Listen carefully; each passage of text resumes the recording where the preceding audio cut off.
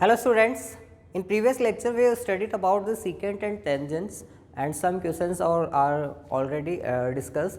Now let's start from the next question based on the tangents and secants. Question is the radius of the incircle, the radius of the incircle of a triangle is 4 centimeter and the segments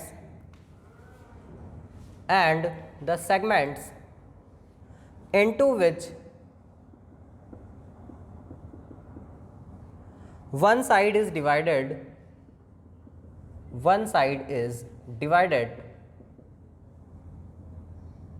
by the point of contact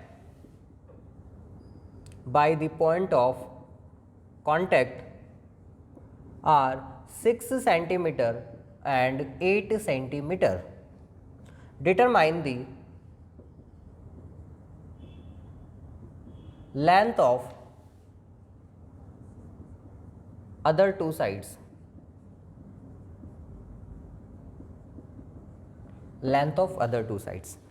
सबसे पहले बच्चों questions को अच्छे से read कीजिए, उसके बाद try कीजिए कैसे सॉल्व करना है. The radius of in circle of triangle is 4 centimetre. In circle का मीनिंग क्या होता है? सर्कल, ट्राइंगल के अंदर सर्कल बना हुआ है, सभी तीनों साइड्स को टच कर रहा है, उसकी रेडियस दे रखी है हमें 4 centimetre. Now the segment into which one side is divided by the point of contact are 6 and 8. One side जो है वो 6 और 8 पर डिवाइड हो रही है, यानी क्या ये डायग्राम कुछ इस तरीके से बनने वाला है. Let's suppose this is a triangle ABC in which a circle is in which this circle touches all three sides of triangle. Let's suppose this point is P, this point is Q and this point is R. Given that one side is divided by the point of contact are 6 and 8. Let's suppose BR is equal to 6 and RC is equal to 8. And we have to determine the length of other two sides AB and AC की values हमें यहाँ पर find करनी है. तो कैसे करेंगे बच्चों, ध्यान से समझो.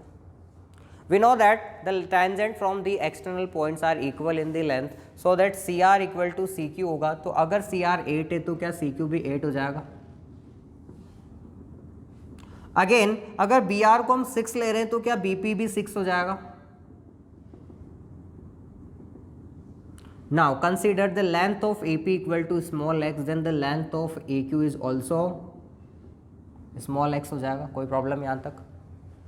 देखो तीन चीज़ें हमने यहाँ पर बताई है, ये 8 है तो ये भी 8 होगा, ये 6 है तो ये भी 6 हो जाएगा, और अगर मैं इस AP को x अज्यूम कर लूँ तो AQ भी x हो जाएगा. अगर मैं कैसे भी करके इस x की वैल्यू को फाइंड कर पाता हूँ तो मैं आराम से निकाल सकता हूँ the length of remaining two sides, यानी AB और AC की लेंथ को मैं आराम से यहाँ पर कैलकुलेट कर सकता हूँ. टारगेट है हमारा x निकालना. तो इसके लिए देखो प्रोसेस क्या है.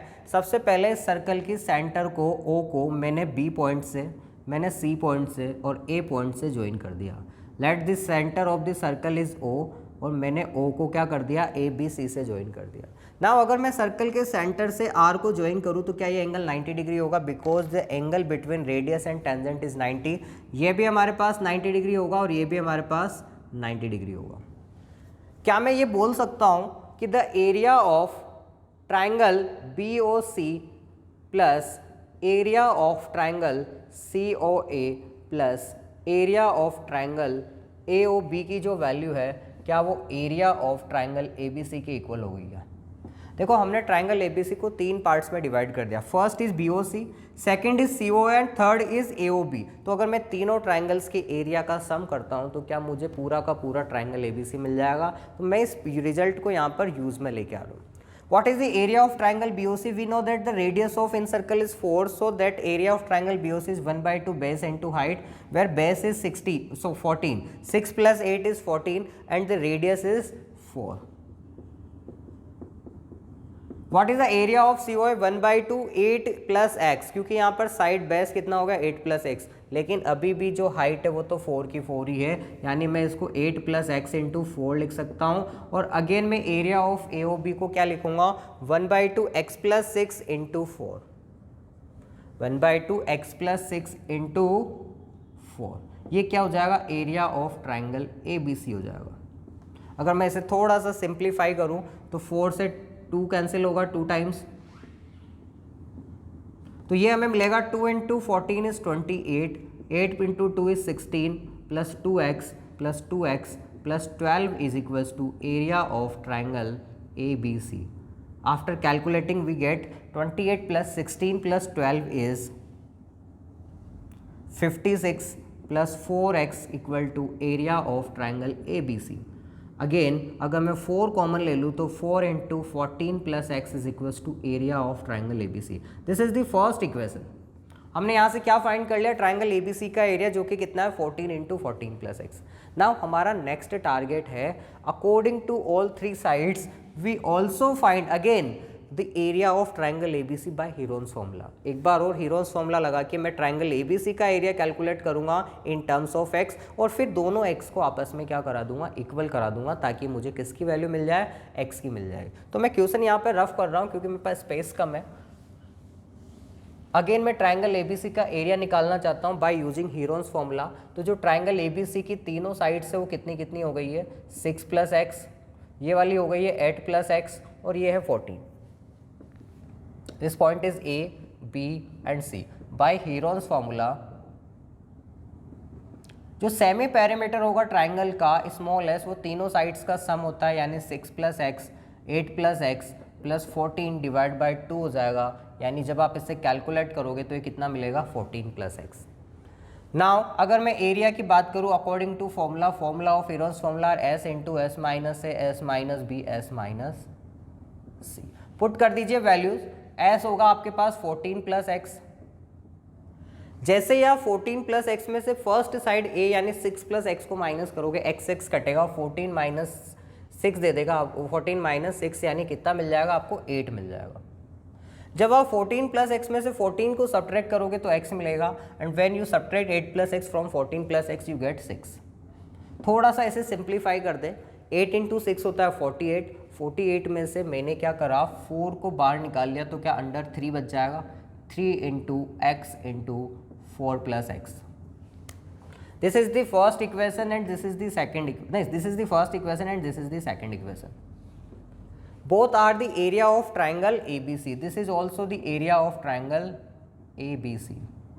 Now by using equation 1 and 2, we equal the left hand and right hand side parts are equal, then we can easily find the value of x, so that from equation 1 and 2,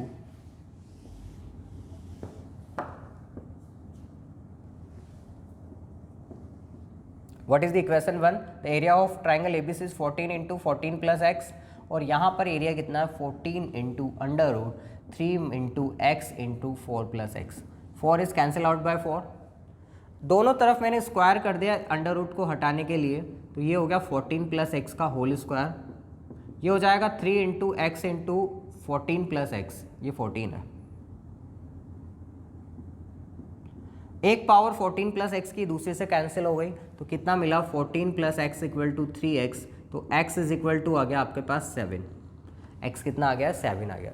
हमें find क्या करना था, remaining 2 sides of the triangle ABC। Remaining 2 sides आपके पास एक तो है AB और दूसरी है AC। तो देखो AB तो हो जाएगी आपकी 6 प्लस एक्स, यानी 6 प्लस 7 कितना, 13। अगर मैं बात करूँ AC की तो वो कितनी हो जाएगी, x प्लस 8 यानी कि 7 प्लस 8 कितना, 15। और अगर मैं बात करूँ थर्ड वाली साइड BC की तो ऑलरेडी मुझे पता है कितनी है, 14। There are 3 side 13, 14 and 15 of this triangle ABC। Is it clear? जल्दी से नोट कीजिए। देखो हमने कुछ नहीं किया इसमें, एक बार हीरोन्स फॉर्मूला से ट्राइंगल ABC निकाला, एक बार तीनों ट्राइंगल्स के एरिया का सम करके ABC निकाला, तो फिर दोनों को आपस में इक्वल करके x की वैल्यू फाइंड की है। Okay, thank you. Now next question पर आते हैं।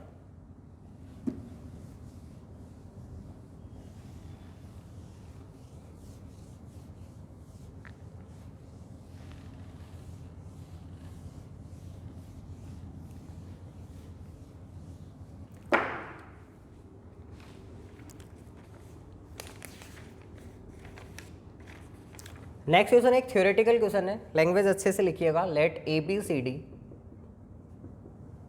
B a convex quadrilateral. be a convex quadrilateral with angle DAB is equals to angle BDC is equals to 90 degree. Let the in circles of triangles ABD and BCD touch BD at P and Q respectively, with P lying between B and Q. If AD equal to 99, and PQ equal to 200, then what is the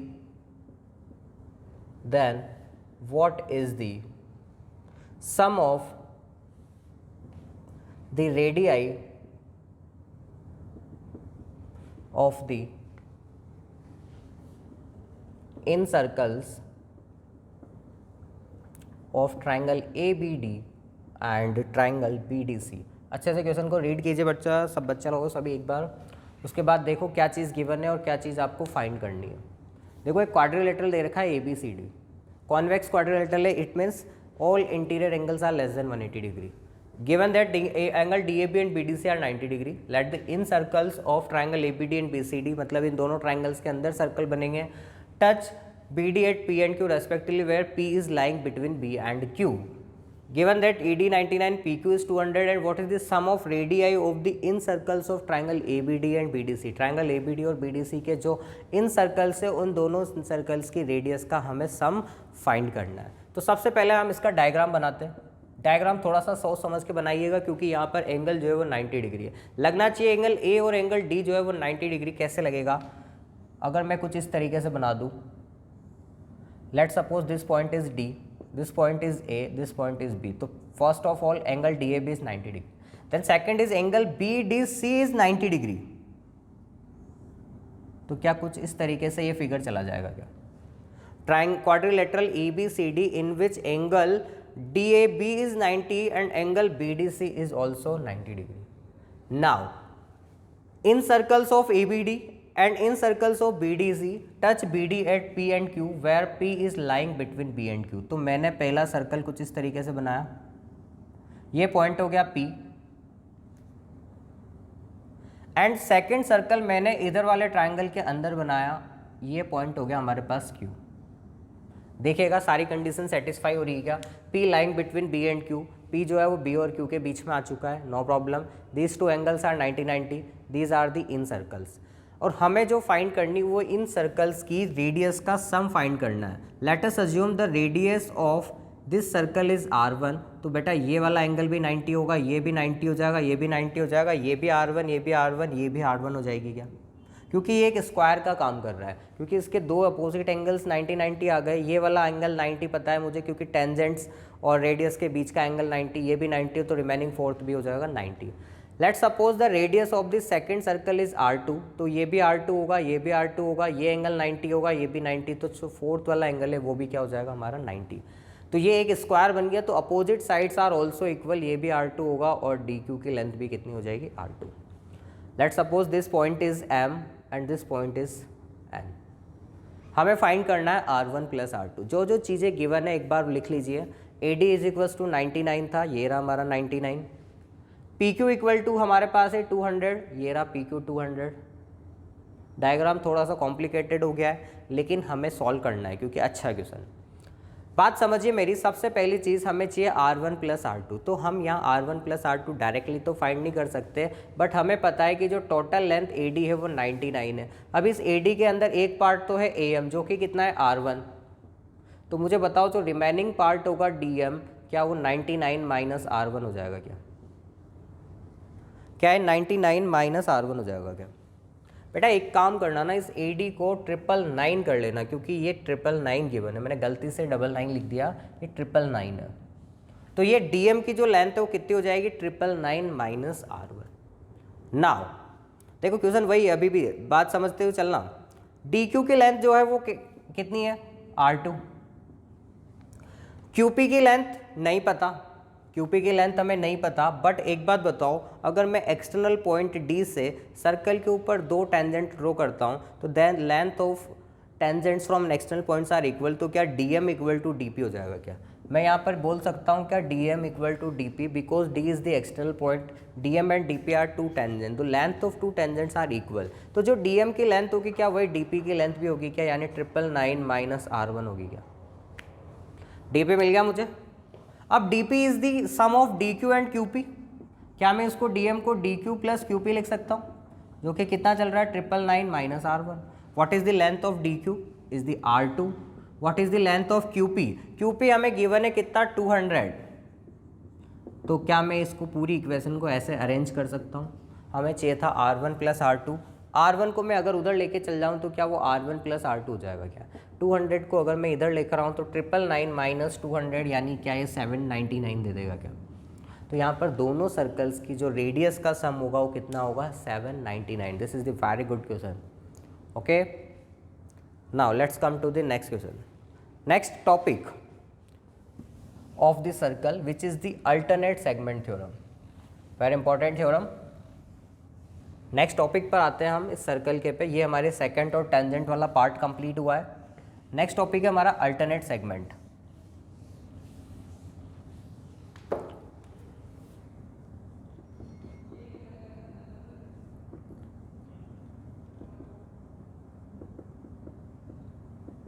what is the alternate segment theorem? देखो बेटा, इस alternate segment theorem का जो syllabus में कहीं भी नहीं है, मतलब CBSE में ना 9th में ना 10th में, RBSE में ज़रूर दे रखी है, लेकिन IGSO के पेपर में तो क्वेश्चन इससे पूछे जा सकते हैं, इसलिए अपन को पढ़नी है।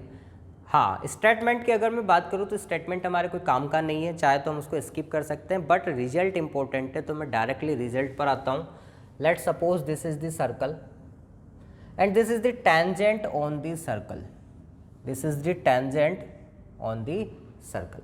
देखो ये तो हो गया सर्कल, ये हो गई इसकी टेंजेंट, और मैंने इस पॉइंट P से एक कॉर्ड बना दी Q, मैंने इस पॉइंट ऑफ कांटेक्ट से एक कॉर्ड बना दी PQ, तो ये जो PQ है वो इस सर्कल में जितना एंगल बना रहा है वो ही इसके इक्वल होगा।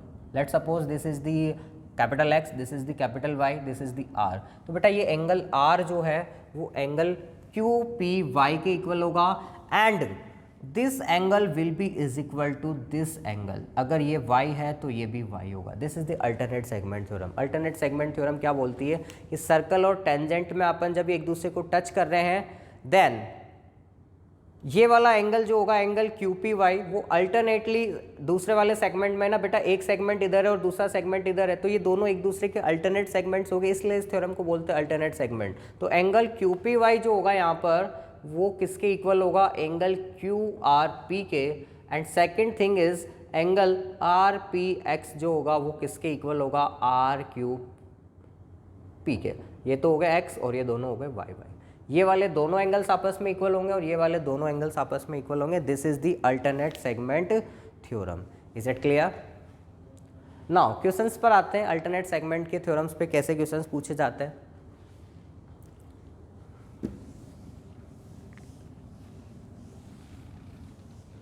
लिखिए first question, this is the circle and this is the tangent on the circle. कुछ इस तरीके का एंगल बन रहा है यहाँ पर। Given that this angle is 70 degree, this angle is 45 degree, this point is ABC, find the value of angle ABC। जल्दी से कैलकुलेट करके बताइए कितना आएगा ABC। बात करें एंगल ABC की, तो जो एंगल ABC है क्या वो अल्टरनेट सेगमेंट थ्योरम के थ्रू इस एंगल ACD के इक्वल होगा। Angle ACD and angle ABC are equal by alternate segment theorem. तो अगर आप ABC के बजाय ACD फाइंड कर लो तो कोई प्रॉब्लम तो नहीं होनी चाहिए बाय यूजिंग अल्टरनेट सेगमेंट। तो देखो अगर ये 70 है ये 45 है, तो आप बाय लीनियरली पेयर्ड इक्वेशन से एंगल ACD की वैल्यू फाइंड कर सकते हो। कैसे? 180 में से 70 और 45 को कर दो सब्ट्रैक्ट, तो आपको क्या 65 मिल जाएगा। क्योंकि तीनों एंगल्स का सम 180 होना चाहिए। 70 + 45 वाला प्लस 65 जैसे आपको ऐड करोगे 180 मिल जाएगा। इट मीन्स ये वाला एंगल जो है वो 65 है। अगर ए सी डी 65 है तो क्या ए बी सी भी 65 हो जाएगा बाय अल्टरनेट सेगमेंट थ्योरम। तो A B C equal to A C D है तो ये कितना हो गया 65। Okay, not it. Now let's next question पर आते हैं अपन।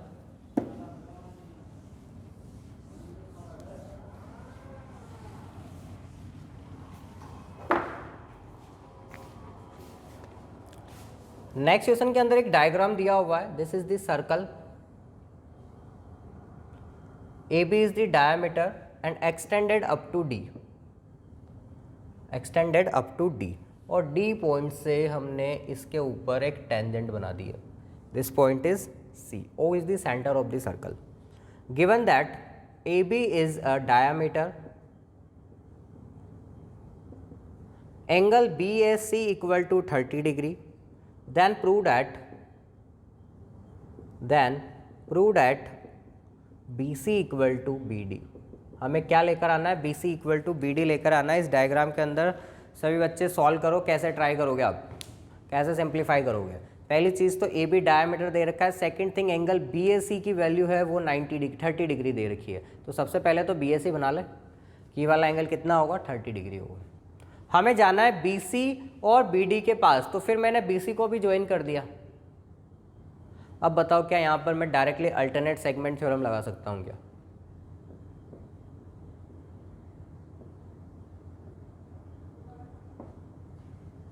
क्या अल्टरनेट सेगमेंट थ्योरम के थ्रू मैं ये बोल सकता हूँ कि if this angle is 30 degree then this angle is also 30 degree because these are the alternate, these are the equal angles.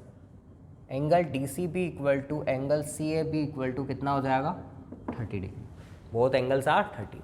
We also know that angle in this semicircle is 90 degree, तो ये वाला angle 90 degree हो जाएगा। Second thing, अगर मैं सी को ओ से join कर दूँ तो मुझे बताओ सी बी आर्क के थ्रू सर्कमफेरेंस पे अगर 30 बन रहा है तो सी बी आर्क के थ्रू सेंटर पर क्या 60 डिग्री का एंगल बन जाएगा क्या? Means this angle is the 60 degree. ये टोटल 90 था, 90 में से अगर मैं इस 30 को सब्ट्रैक्ट कर दूं तो ये भी 60 होगा, तो क्या ये भी 60 हो जाएगा क्या? तो हम ये बोल सकते हैं कि first is angle C O B is 2 times of 30 means 60 degree, और जो ट्राइंगल बी ओ सी हो गया वो क्या, वो इक्विलैटरल ट्राइंगल हो गया क्या? क्योंकि उसके सभी एंगल्स कितने आ चुके हैं 60 60 60 के। अब इक्विलैटरल ट्राइंगल है तो क्या इसकी सभी साइड्स आपस में इक्वल होगी? इसकी सभी साइड्स आपस में क्या होगी, इक्वल होगी, यानी O B equal to C O equal to क्या हो जाएगा, बी सी हो जाएगा। Second thing, if this angle is 30 degree, this angle is 60 degree, by using exterior angle property we can say that this angle is also 30 degree. Why? Because the sum of angle 30 and this 30 is equal to 60 होना चाहिए by using exterior angle property.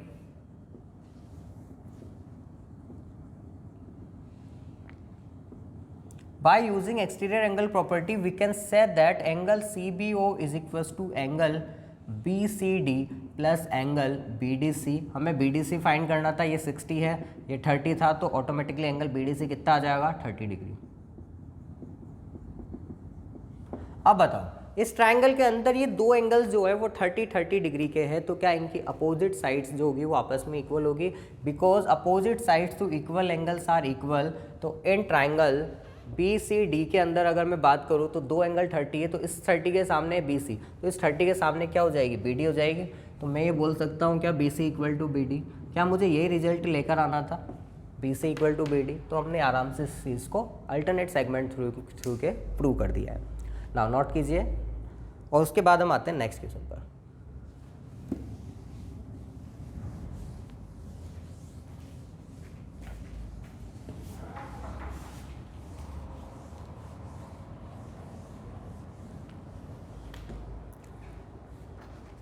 In the next question, we have a circle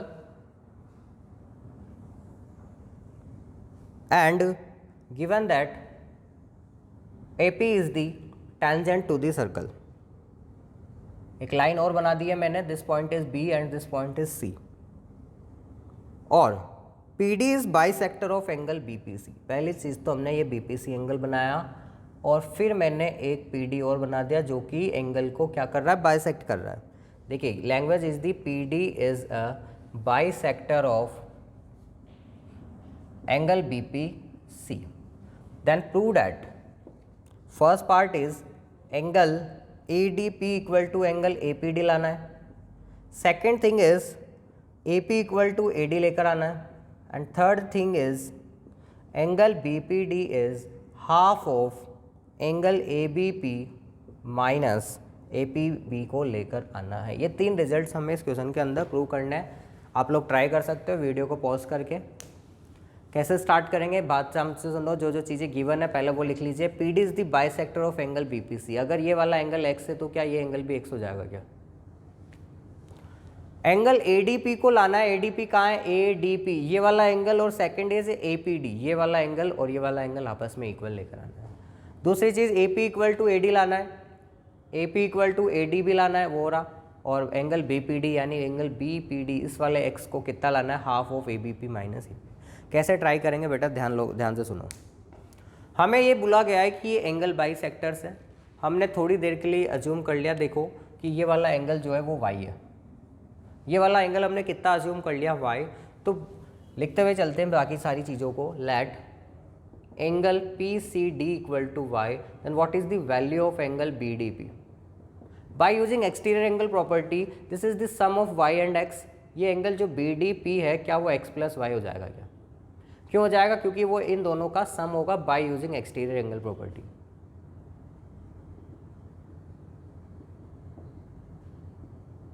now अगर ये angle x plus Y आ गया, देखो ये भी चीज़ ध्यान पे रखने चलना कि मुझे क्या क्या चीज़ें लानी है. ए डी पी आ चुका है कितना? x plus Y. नाउ बात करें ए पी डी की. तो ए पी डी के अंदर पहले ये वाला पोर्शन है फिर ये वाला पोर्शन है. पहले मुझे बताओ what is the value of angle A P B. अगर मैं ए पी बी की बात करूँ तो जो ए पी बी वाला एंगल है क्या वो पी सी डी के इक्वल हो जाएगा कि बाय अल्टरनेट सेगमेंट थ्योरम. और दोनों किसके इक्वल हो जाएंगे? y के.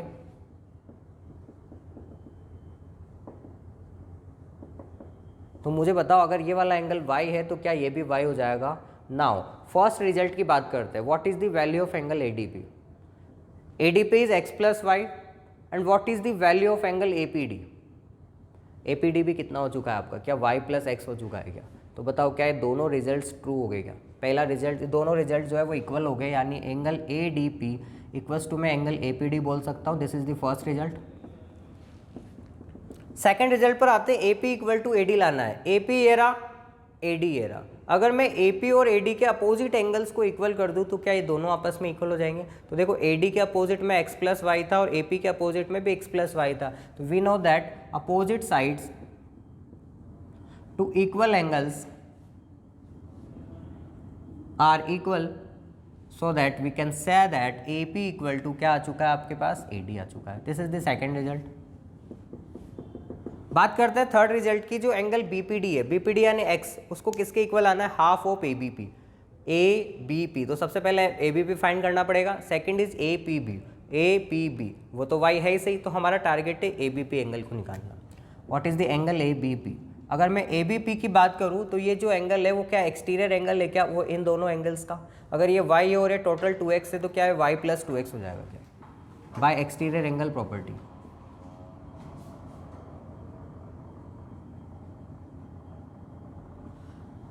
अब देखो मैं LHS को सॉल्व करके या तो RHS ले आऊँ या RHS को सॉल्व करके LHS ले आऊँ. तो स्टार्ट करते हैं फ्रॉम RHS क्योंकि RHS बड़ी टर्म में, बड़ी को छोटी में लाना ईजी होता है. What is the RHS? Half of angle A B P minus angle A P B. Put कर दीजिए वैल्यू जिसकी आपको पता है. ए बी पी अभी अभी आपने निकाला कितना आया? Y plus 2x. What is the angle A P B? A P B this is the Y. तो ये हो गया 2 times of X plus Y. 2 से 2 कैंसिल होगा तो क्या ये x प्लस वाई मिल जाएगा? सॉरी माइनस था, यहाँ पर माइनस करेंगे, y से y कैंसिल होगा, सिर्फ 2x मिलेगा. और 2 से 2 कैंसिल होकर क्या ये x दे देगा.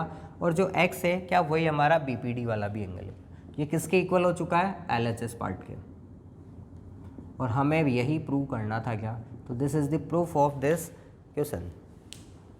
नोट कीजिए बेटा सभी लोग. Now let's come to the another topic of the circle which is segments of chord.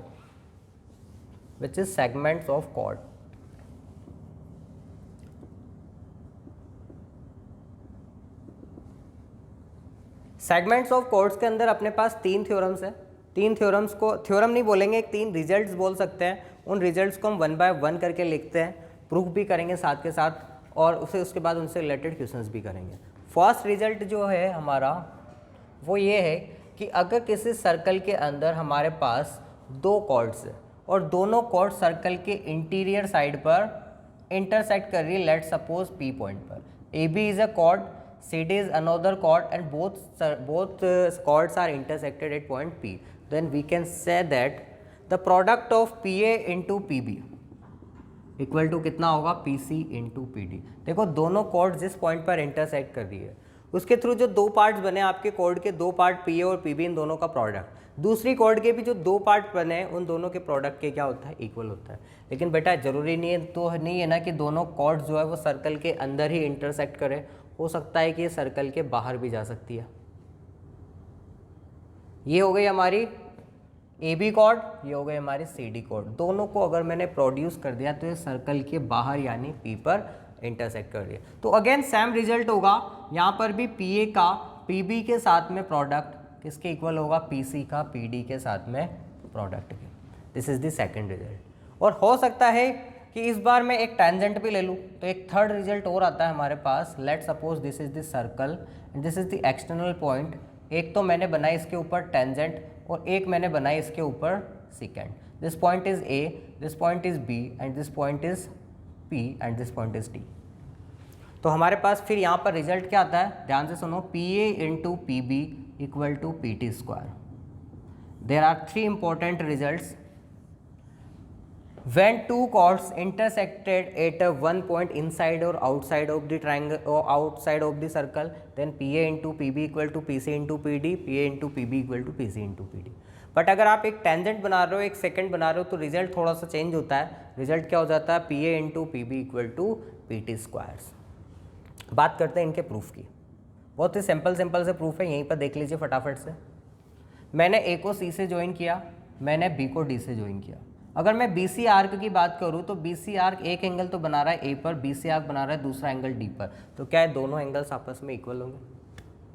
Second thing, अगर मैं AD आर्क की बात करूं तो एक तो बन रहा है C पर और एक बन रहा है B पर, ये दोनों एंगल्स भी आपस में इक्वल होंगे। और ये तो वर्टिकली अपोजिट एंगल है ही सही, तो क्या मैं बोल दूँ ट्रिपल ए रूल के अकॉर्डिंग दोनों ट्राइंगल्स जो है वो सिमिलर है क्या। Triangle ACP is similar to triangle DBP है क्या, बाय ट्रिपल है।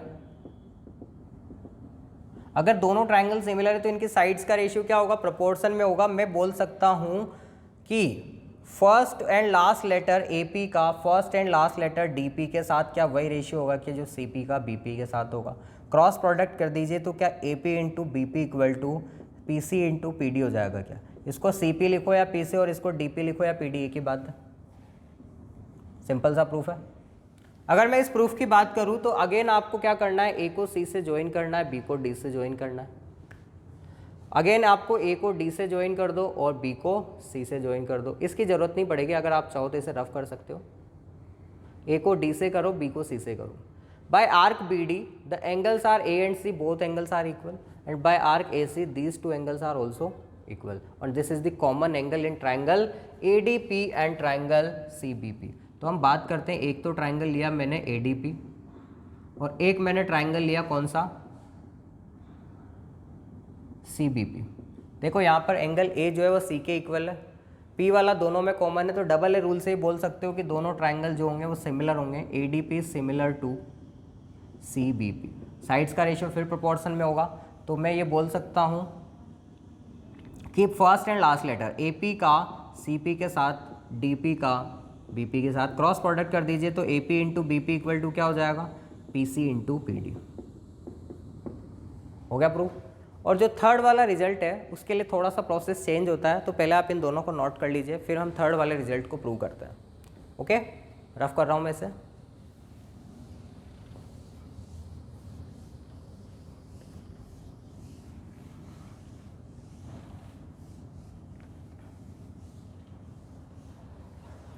ओके, थर्ड रिजल्ट ध्यान से समझिए। PA इंटू PB हमें लाना है PT square. Late suppose this is the centre of the circle. हमने सेंटर से इसके ऊपर डाल दिया परपेंडिकुलर और सेंटर से इसको कर दिया मैंने join. Late suppose this point is M। तो अगर मैं सेंटर से कॉर्ड के ऊपर परपेंडिकुलर डालूंगा तो क्या ये दोनों आपस में इक्वल नहीं हो जाएगी, क्योंकि perpendicular from the centre of the circle bisect the chord. तो मैं बोल सकता हूँ AM equal to BM। Is it clear? देखो हमें लाना क्या है, PA इंटू PB। तो PA और PB के पास चले जाएं, LHS पार्ट को उठा लें हम डायरेक्टली कि PA इंटू PB है हमारे पास। अब बताओ what is the length of PA। क्या मैं इस PA की लेंथ को PM माइनस AM लिख सकता हूँ? PM minus AM। और जो PB की लेंथ है क्या मैं उसको PM प्लस BM लिख सकता हूँ? चलिए AM और BM की बात करें तो दोनों आपस में इक्वल है, तो मैंने दोनों को ही AM लिख दिया। तो क्या है, A plus B A minus B के फॉर्मूले के according A square minus B square हो जाएगा क्या, यानी PM square minus AM square हो चुका है। अब मैंने O को कर दिया A से join. This is the radius of the circle. OT is also radius of the circle. और फिर मैंने O को कर दिया P से भी ज्वाइन। ठीक है, बात समझना ध्यान से। PM स्क्वायर है हमारे पास, सेकेंड इज AM स्क्वायर है। तो मुझे बताओ PM स्क्वायर को मैं बाय यूजिंग पाइथागोरस थ्योरम क्या OP square minus OM square लिख सकता हूँ क्या? देखिए ये 90 डिग्री का एंगल है, राइट एंगल ट्राइंगल है, तो OP is hypotenuse. OP square में से OM स्क्वायर को सब्ट्रैक्ट करेंगे तो PM स्क्वायर मिल जाएगा, यही किया है। तो OP स्क्वायर माइनस अगर मैं कॉमन ले लूँ तो ये OM square plus AM square बन गया। नाउ अगेन ध्यान से सुनो, OM square plus AM square again in triangle OM में बाय यूजिंग पाइथागोरस थ्योरम मैं उसको रेडियस OA का स्क्वायर लिख सकता हूँ क्या? क्योंकि OM square plus AM square कितना है, OA स्क्वायर। अगेन मुझे बताओ क्या OA equal to OT equal to radius है क्या? तो मैंने OP स्क्वायर माइनस इस OA स्क्वायर को क्या लिख दिया, OT square. OP square minus OT square, this angle is will be also 90 degree. By using Pythagoras theorem in triangle PTO we can also say that कि OP square minus OT square equal to कितना आ जाएगा, PT square by using Pythagoras theorem.